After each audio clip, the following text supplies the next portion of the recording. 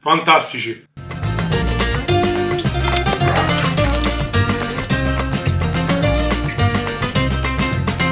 Carissimi, di nuovo benvenuti qui nella mia cucina. Allora, finalmente sono riuscito a fare questi benedetti supplì perché me lo chiedevano spesso qui a casa, gli amici, ma anche voi che mi seguite. E questa è la classica ricetta che troverete oggi in qualsiasi pizzeria e rosticceria. Però voglio premettere una cosa, in realtà la ricetta originaria veniva fatta con il ragù romano, che era il ragù fatto con i rigagli di pollo. Cameriere, 4 brodini in brodo. no, a fare 4 brodini, 4 fettuccine, burro, sugo, formaggio e regagli di pollo. Oggi, a dir la verità, questo ragù si usa pochissimo e secondo me sarebbe anche un po' troppo forte per i gusti che abbiamo oggi. Quindi io mi sono attenuto a quella più classica. Però non è detto che in un prossimo futuro farò anche quella. E allora, guardatevi la ricetta, gli ingredienti, i miei soliti piccoli consigli, ma quello più importante è quello di iscrivervi al canale. A voi non costa nulla, a me fa un mondo di differenza. E quindi ci vediamo nel video.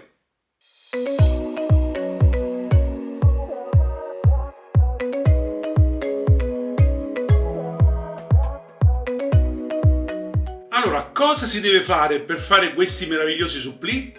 Si parte per prima di tutti a fare un buon brodo. Perché il brodo? Il brodo serve perché dobbiamo cuocere il riso. E allora, cosa ci abbiamo messo dentro la nostra pentola? Una cipolla, del basilico e una carota. E poi, per renderlo ancora più ricco, già ve l'ho fatto vedere in passato sugli altri brodi, ci metterò la buccia, o come diciamo a Roma, a goccia del parmigiano.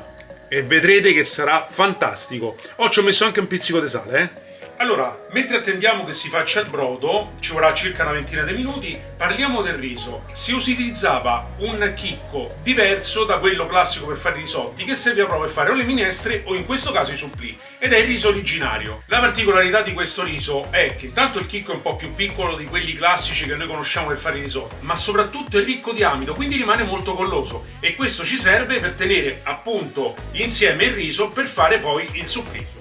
Allora, intanto cominciamo a mettere, mi raccomando quello buono, un po' d'olio sul fondo della casseruola, la cipolla tritata, uno spicchio d'aglio intero e poi andiamo a mettere i gambi del basilico e cominciamo a soffriggere dolcemente.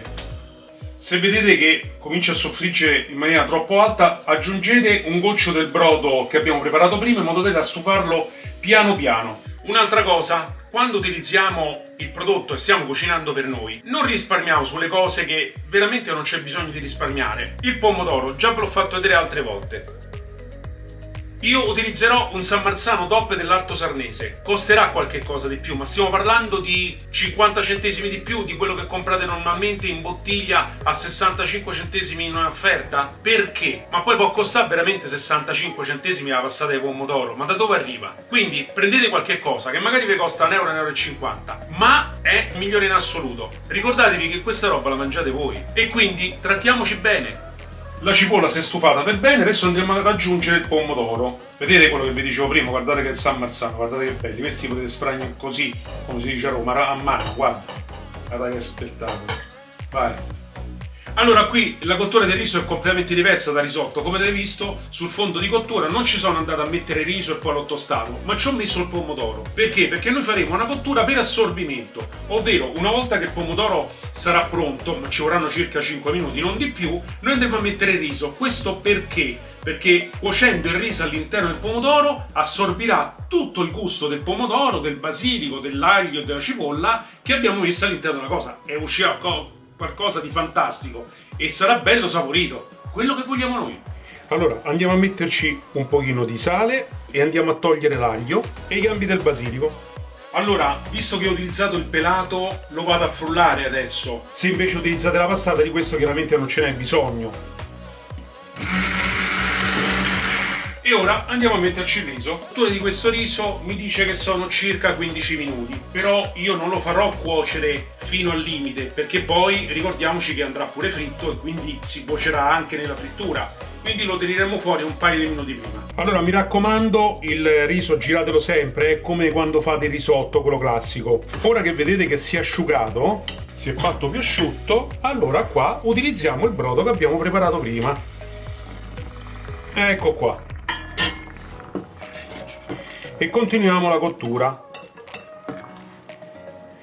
Allora andiamo di nuovo all'assaggio. È perfetto. Spengiamo subito, togliamolo anche dal fuoco. Adesso ci andiamo a mettere il pepe, quello mio, quello buono, e mescoliamo per bene. E poi ci andiamo a mettere il parmigiano.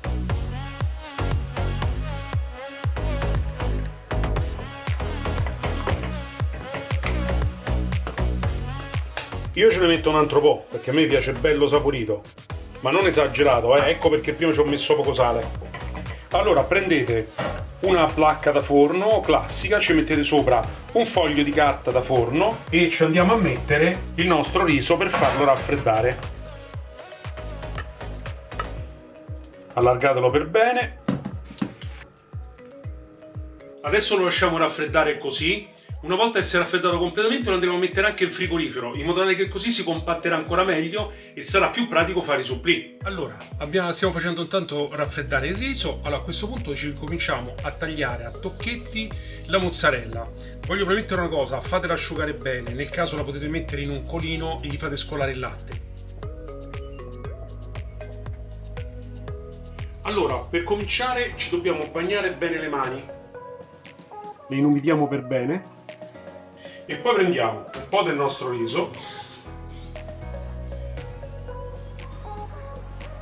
lo mettiamo così, facendo una piccola conca centrale e mettendoci adesso la mozzarella fatta a tocchetti. Poi si prende un pochino di riso, non tanto, mi raccomando, e lo andiamo a compattare per bene facendo la classica forma cilindrica leggermente ovale. Ecco qui il nostro supplì. E adesso procediamo con gli altri. Passiamo poi il supplì all'interno dell'uovo sbattuto, copriamolo per bene e poi lo passiamo nel pangrattato. Compattatelo perché così almeno rimarrà bello attaccato al supplì stesso.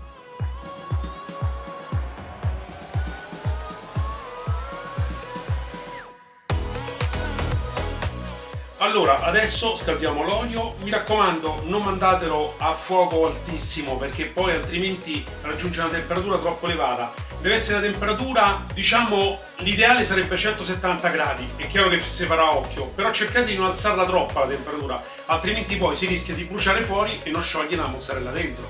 Allora, siamo arrivati alla temperatura richiesta. Adesso le andremo a mettere dentro. Mi raccomando, non mettetene troppi, adesso ne metterò 2. Perché se no altrimenti si abbassa la temperatura dell'olio e poi non friggeranno bene. Poi ogni tanto girateli, altrimenti si attaccano sotto. Questo anche per dare chiaramente una cottura uniforme. Sono quasi pronti, Ma vi siete iscritti? Ancora no? Dai, che come ho detto l'altra volta, e come si dice a Roma, più seguo e meglio stiamo. Eccoli qua. Sono belli dorati, guardate che meraviglia. E adesso procediamo con gli altri.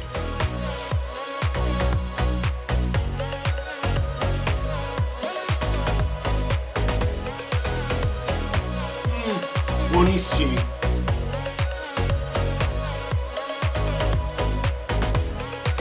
Fantastici.